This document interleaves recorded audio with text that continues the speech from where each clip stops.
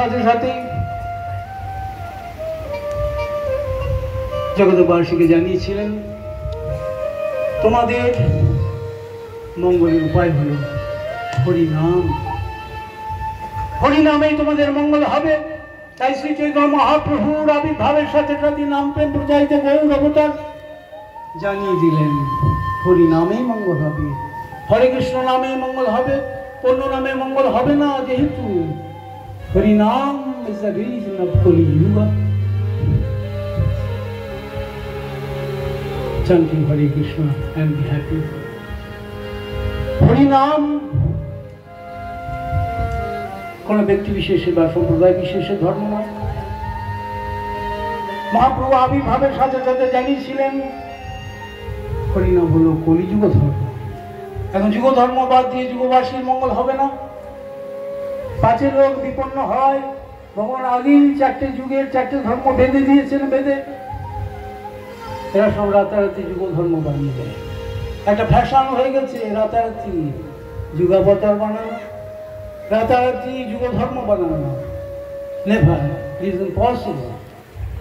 চারটে যুগ যেমন নিত্য, চারটে যুগে চারটে ধর্ম প্রভুই বেঁধে দিয়েছেন। কিন্তু এই যোদ্ধা বিষ্ণু দাপরে পরিচর্যান্ন কলুত হরি কীর্তনাথ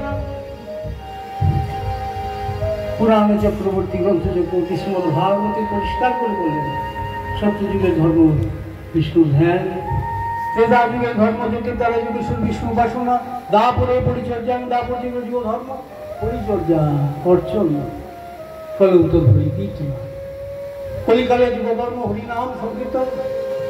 ওই সমস্ত যুগবাসীগণ, সত্য যুগবাসীগণ, ত্রেতা যুগবাসীগণ, দাপর যুগবাসীগণ ধ্যান যোগ্য অর্চনের দ্বারা যা পেয়েছেন, কলিযুগবাসীগণ এক হরিনাম সংকীর্তনের দ্বারা সেই ফল পাবেন, তার থেকেও বেশি পাবেন, যেহেতু এই কলিকালে গৌর হরি এসেছিলেন।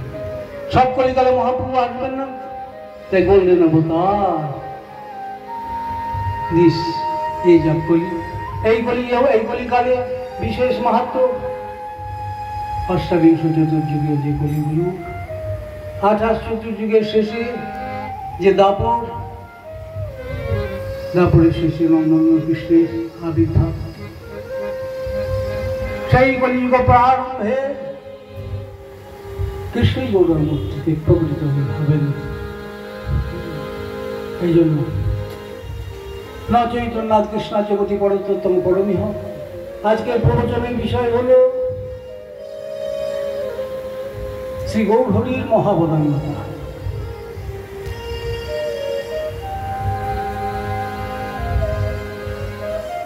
মহাবদান্যতা অর্থে মহাদান। আগে গৌর হরি আগে মহাপ্রভুকে আমাদের জানা দরকার। আমরা শাস্ত্র পাঠে, আমরা আমরা বৈদিক গ্রন্থ পাঠে জানতে পারি জি কৃষ্ণ স্বয়ং ভগবান আদি ভগবান আদ্য ভগবান।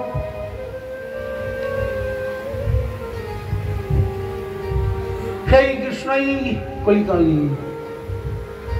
চৈতন্য মহাপ্রভু রূপে, গৌরাঙ্গ মহাপ্রভু রূপে প্রকটিত হবেন। তাই গ্রন্থ চক্রবর্তী শ্রীমদ ভাগবতে পরিষ্কার করে প্রিডিকশন করে দিয়েছেন কৃষ্ণবর্ণম দিশা কৃষ্ণ সাঙ্গ পাঙ্গার সবাসুদম যজ্ঞৈর সংকীর্তন প্রায়ই যজন্তি সুমেধস। কৃষ্ণবর্ণম দিশা কৃষ্ণ, যার মুখে সর্বদা কৃষ্ণ নাম, যার কান্তি অকৃষ্ণ অর্থাৎ গৌরবর্ণ, সেই অঙ্গ পাঙ্গ অস্ত্র উপাস্য পরিবেষ্টিত ভগবানকে সুমেধস সুবুদ্ধিমান ব্যক্তিগণ সংকীর্তন প্রায়ই সংকীর্তন যজ্ঞে নাম যজ্ঞে আরাধনা করেন। পরিষ্কার একাদশ খণ্ডে শ্রীমদ ভাগবতে বলে দিলেন জি কলিকালে আসবেন।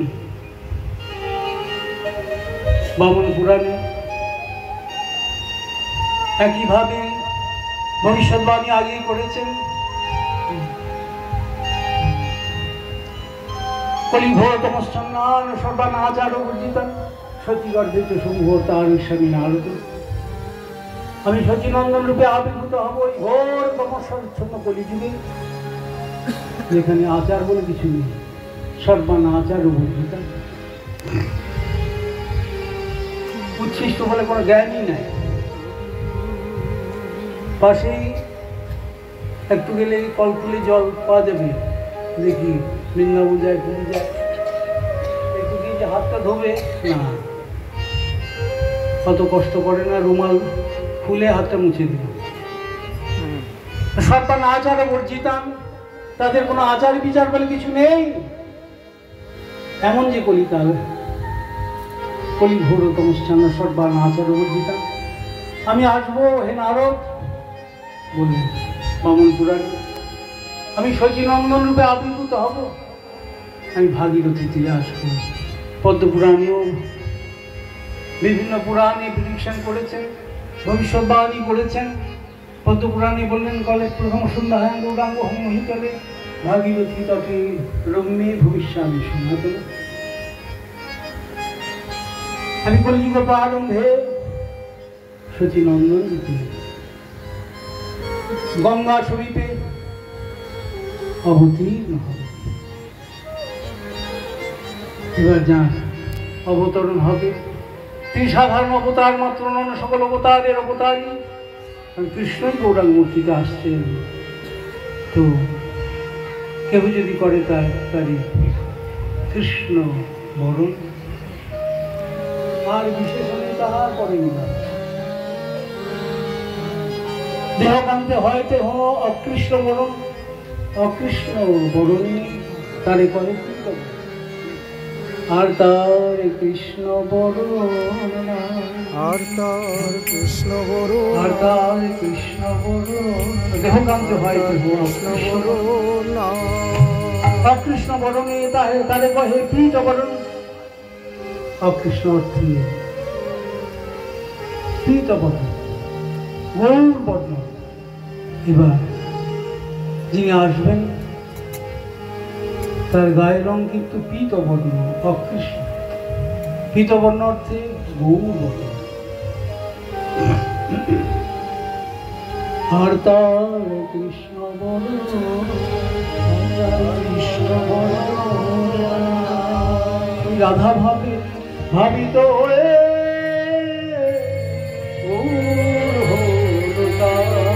তোরা দেখবি যদি আয়, তোরা দেখবি যদি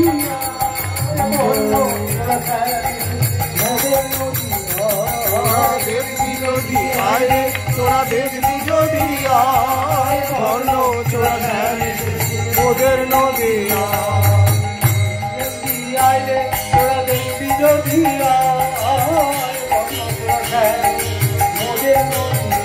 তোরা দেখবি যদি আয় রে, তোরা দেখবি যদি বর্ণ চোরা ওদের নদী।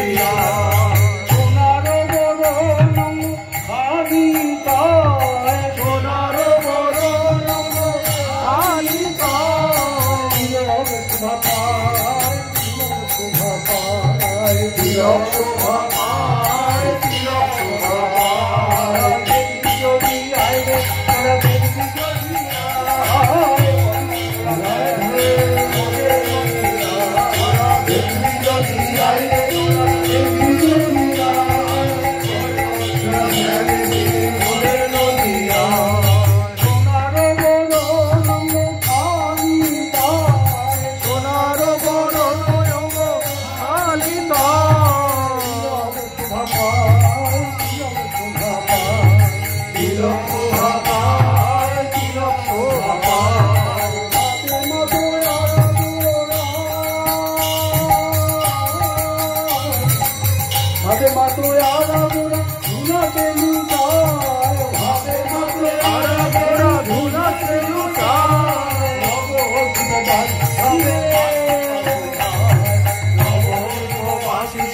পাছু পাছু